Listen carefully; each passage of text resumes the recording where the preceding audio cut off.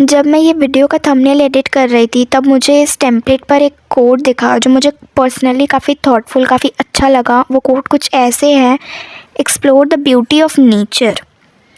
मैं भी इसी माइंडसेट के साथ फैमिली ट्रिप पर निकली थी और एक टिपिकल ब्राउन इंडियन फैमिली में कोई क्या ही एक्सप्लोर कर सकता है, बट स्टिल मैं अपने फैमिली फ्रेंड्स के साथ वो ट्रिप पर गई थी और रोड ख़राब होने की वजह से हमें डेस्टिनेशन पे भी पहुंचने में काफ़ी टाइम लग रहा था। And guess what, Indian family trip एक ऐसी ट्रिप है जहाँ पे आपका मन हो नहीं हो, आपकी एज का कोई आ रहा हो नहीं आ रहा हो, आपकी किसी बच्चे से बन रही हो नहीं बन रही हो, आपको जाना पड़ेगा।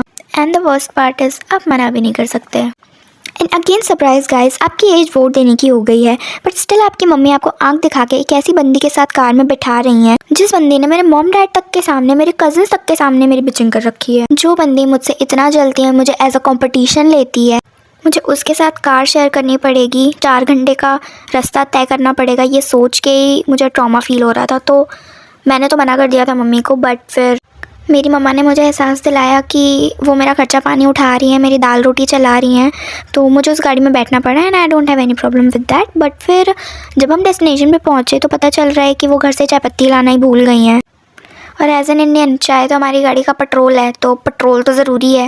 वैसे पेट्रोल मजाक किया, पेट्रोल होता है, तो डोंट जज। तो फैमिली को दिखाने के लिए, क्योंकि फिर फैमिली मुंह पे क्वेश्चन करने लग जाती है कि तुम लोग बात क्यों नहीं कर रहे, ये क्यों नहीं कर रहे, तो उस अटैक से बचने के लिए मैंने हम दोनों का बॉन्ड रीबॉन्ड किया और कोशिश की कि इन लोग को लगे कि सब ठीक चल रहा है, बाकी तो मुझे तो घंटा फ़र्क नहीं पड़ता, ठीक हो चाहे मत।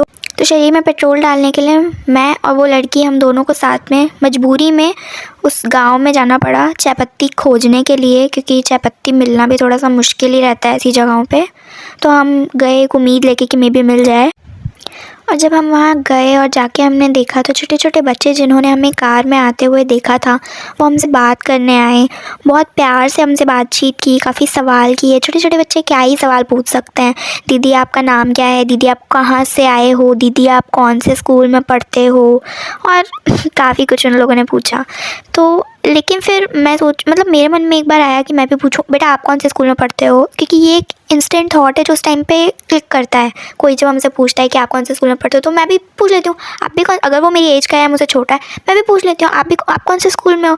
बट वहाँ पे मुझे नहीं लगा कि ये चीज़ पूछनी चाहिए कि बेटा आप कौन से स्कूल में हो, तो मैंने नहीं पूछा, क्योंकि ऐसा उन लोग को देख के ही नहीं लग रहा था कि वो लोग स्कूल भी जाते होंगे और उसमें उन लोगों की भी कोई गलती नहीं है। लेकिन ये बात सोच के मुझे काफ़ी तकलीफ़ हुई, मैं चुप हो गई, वहाँ से हट गई।